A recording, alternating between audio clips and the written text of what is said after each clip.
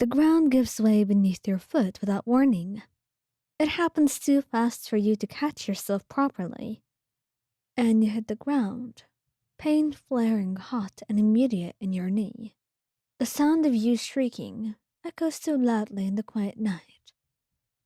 And you sit there for a second, stunned, palms pressed to the earth, as your breathing turns shallow. And when you look down, your knee stings sharply, skin scraped raw, where fabric has torn. And there was already blood that you could see. Oh, how bad was it? You didn't want to think about that very much. The cemetery was a little bit further, and it was very dark. And you had wanted to meet him, to meet this new friend it created. But now, maybe that wasn't the best idea. Your throat closed as the pain registered fully. Fear crawling back in now.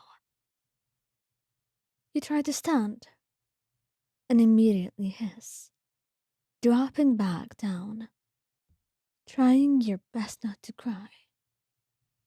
Great. Just what I needed. You say, frowning, and then light blooms beside you. Soft, familiar. It's you again. The voice is calm. And when you turn, your breath hitching, there he is. Flins stand a step away, the lantern casting its glow over you and the ground.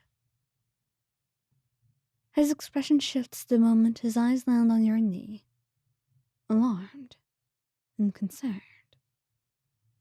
You're injured, he says quietly, lowering himself to one knee beside you. I slipped. I didn't see the stones.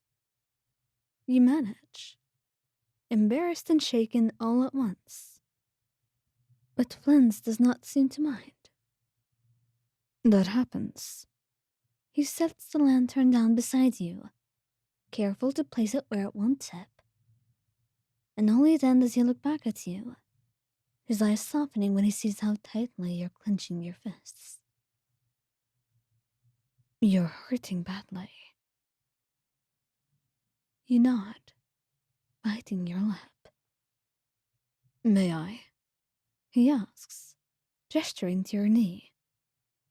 And when you give a small nod, he moves closer. His touch is careful and gentle as he examines the scrape, his fingers hovering before lightly brushing fabric aside.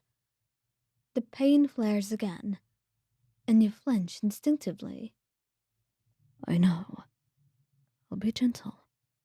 I promise. He says, trying to reassure you. He grabs a handkerchief from his pocket and starts cleaning away at the scrape. And then he looks conflicted. May I pick you up? You don't need to. I can probably move. He looks doubtful, and he's proved correct when you try to get up and wince in pain. He shakes his head. No more of that. You'll hurt yourself more. He picks you up then, and walks a little bit further ahead, laying you down on a bench. And then he disappears for a moment, coming back with a small kit. I'm not used to having visitors here, but even then, I keep wandering travelers in mind, such as yourself, he says, and starts cleaning at the wound more, pouring some water, and then a disinfectant. Then he bandages you up, offering you a comforting smile. To be quite honest, I didn't expect to meet you again. It's quite a detour. Well, it was worth coming again. I wanted to meet you.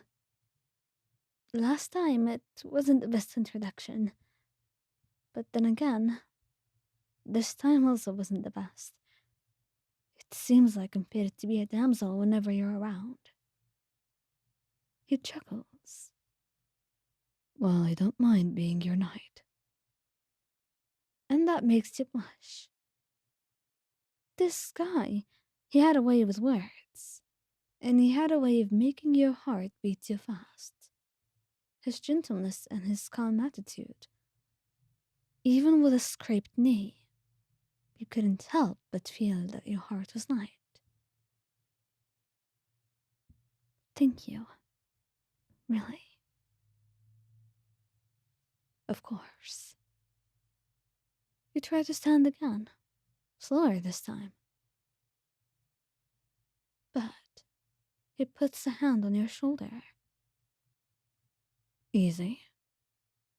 You don't need to push yourself. There's no hurry. If you want, I could take you back. Or you could rest here. The closeness and his eyes. Your heart is pounding now, and your mind is going a mile a second. But he just nodded, speechless, and Flynn tilted his head. Well, you'll rest. I suppose, yeah. I don't mind. But would you stay nearby? It's a little bit dark in here. He nodded. Of course. And since you said you wanted to meet me, we might as well use this time to our advantage. Tell me about yourself, my new friend. And so it began. And time passed away quickly after that.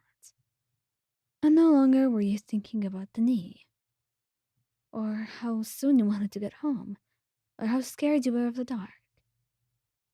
You were just thinking about this wonderful man, and his eyes, and those words that he didn't seem to know the weight of, that made your heart beat faster, fluttering in your chest. And you knew you'd come back again, and hopefully the third time, he wouldn't have to save you from anything.